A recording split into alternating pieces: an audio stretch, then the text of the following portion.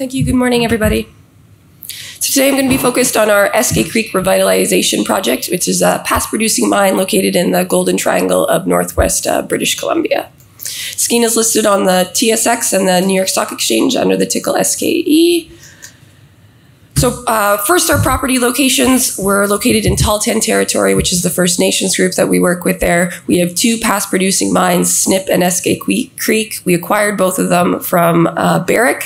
Snip is currently being operated by Hochschild Mining, the Peruvian underground mining company. They're earning into a 60% option currently, so they're the operators at Snip. And our flagship project is really Eskay Creek, and that's what I'll be focused on today. A little bit on the team. I'm not going to go through everybody. Walter Coles, our CEO, investment banker by background. He's here with me today. Latest addition to our team is Randy Reichert. He just joined us. He was the VP of operations at B2 Gold, and he just left to help bring our project through the feasibility study and into production. So we're excited, and he'll actually be joining us at the conference later today. A little bit on infrastructure in the area and why we like the Golden Triangle so much. So when these mines were in operation in the 90s and early 2000s, this was very remote. Half the operating costs at Eskay Creek were actually fuel for many years. And now we have Highway 37 and the Northwest Transmission Line and 3 hydroelectric facilities that have been built in between Snip and Eskay Creek. So it means an area that was once remote now has access to cheap hydropower. So it dramatically drops the cutoff grade at which we can mine. And then you'll see 2 projects, KSP and Kingpin, which are in between Snip and Eskay. This is a part of a deal that we're doing right now to acquire a junior called QuestX. We wanted to pick up more ground in the area because the footprints for Snip and Eskay are not that large. So now we'll have district scale potential to hopefully expand the mine life and do more discoveries in the future. But our primary goal for this summer is to get Eskay Creek feasibility study done and finish exploration drilling there first. So a little history on Eskay Creek. It's the former highest grade gold mine in the world, produced from 94 until 2008, produced 3.3 million ounces of gold, 160 million ounces of silver, and it's the grade that is really spectacular. It produced at 2.5 ounces gold equivalent per ton. So it started direct shipping ore only with a 30 gram per ton cutoff. And then as they built the mill, the cutoff grade dropped to 15 grams per ton. So our thesis for acquiring the project was pretty simple. What material was left behind that was not economic when the mine was in production because it was very remote. It was diesel powered. The price of gold was much lower. That would be economic now because we have vast improvements in infrastructure, much higher gold price. And then also we looked at it from an open pit perspective. The old mine was all underground, and now we're looking at it from an open pit. So here's the current resource at Eskay Creek that we put out last summer with our pre-feasibility study. Currently, we're looking at 5.6 million ounces total for the resource between M&I and inferred. But what really matters, of course, is what headed into the reserves. So we're at 3.88 million ounces of reserves, and it's grading about 4.5 grams per ton gold equivalent. So it'll be very high grade for an open pit. We're about to put out our full feasibility study, should be out next month at some point. The differences you'll see won't be great. There were some ounces in the inferred category in the pit that we've converted over to M&I, so those will move into reserves. So should be right around the same, around 4 million ounces of reserves and around 4.5 grams per ton gold equivalent for the full feasibility study. We're doing open pit only to start with from a permitting standpoint, but there's definitely underground potential at Eskay Creek, and I'll get to that in a few slides. So here's our PFS. Again, we put this out last summer. You can see the numbers at $15.50 gold, $22 silver, $1.4 billion after-tax NPV at a 5% discount, 56% after-tax IRR, 1.4-year payback. It's an extremely robust project. Currently, 10-year mine life, producing 352,000 gold equivalent ounces a year. We're producing and shipping a concentrate. This is exactly what they did historically. Very low all-in sustaining cost, and you can see the CapEx is currently US $381 million. So what changes can we expect for the feasibility study that'll be out next month?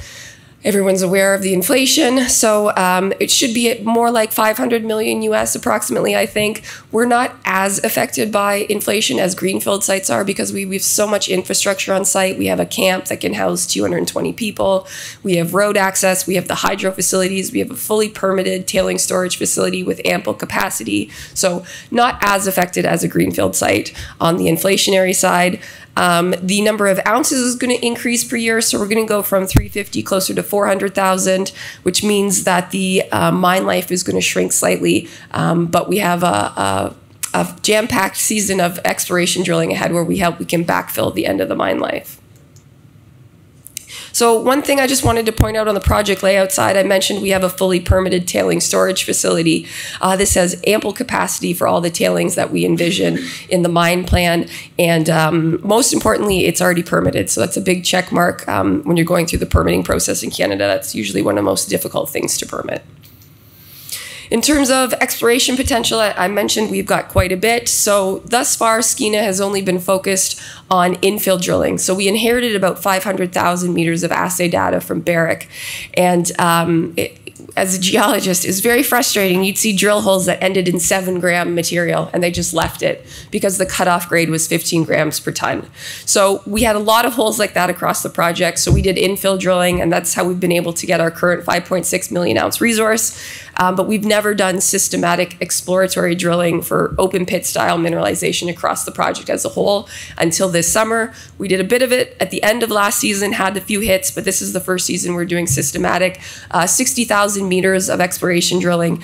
And our first targets are other open pittable resources. So we've already had some new discoveries of near surface ounces. They're lower grade, but that's what we're expecting due to the nature of the deposit. There's a ultra high grade horizon, and then there's a lower grade horizon below it. So we've already had some new open pittable discoveries, and that's our top priority because we're permitting open pit to begin with. And then after that, we'll look at underground targets. We've already had some success there, some spectacularly high grade intercepts like 314 grams over 2.21 meters.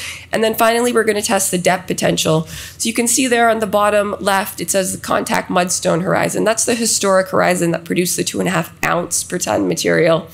They never found the depth potential of it. They were mining shallow ounces, were cheap ounces, so they never chased the drilling much past 250 meters from the underground workings. So that's another target for us. It'll be about 800-meter holes, which really isn't that deep considering the target could be, you know, 2 ounce per ton material. So that's exciting, and we'll do those drill holes later this year. So a lot of exciting exploration drilling left to come. This is just an example of the new surface zone that we've discovered. It's about 150 meters from the current pit, and it starts about 15 meters below surface. So this is the kind of near surface material that we found so far that we'll hope to backfill the end of the mine life with. And then this, of course, is the new underground discoveries. We did infill drilling. We let the drill holes go deeper because this is a VMS deposit, and they're known to come in stacked sequences. And sure enough, we've tagged into 2 other mudstone horizons that occurred earlier in geologic time with some spectacular grade. And of course, these aren't part of the mine plan right now. So we do very much think there'll be an underground component to the mine in the future. Just top chart just shows you where we'd be if we were producing in Canada right now. We'd be the 4th largest mine. Once we get our feasibility study out, we should be more like 400,000 ounces a year, so hopefully 3rd largest mine. And of course, it's the grade that really makes Eskay Creek stand out for an open pit. Put this in here just to show valuation of one of our neighbors. Brucejack is right beside us, was just bought out by Newcrest for $3.5 billion. A lot of similarities in the size. We're both about 3.9 million ounces of gold, producing 350,000 ounces a year. Of course, they're underground, we're open pit, so our all-in sustaining costs are quite different. And we're sitting at about $800 million Canadian, and they were just sold for $3.5 billion. So this is kind of the potential that we're looking for, especially as we find more ounces and we're able to grow Eskay Creek. Other nice thing about Eskay is it's going to be one of the lowest carbon emitters of an open pit mine in the world when it goes into production. So that's also very exciting for us. Timeline, feasibility study coming out in about a month.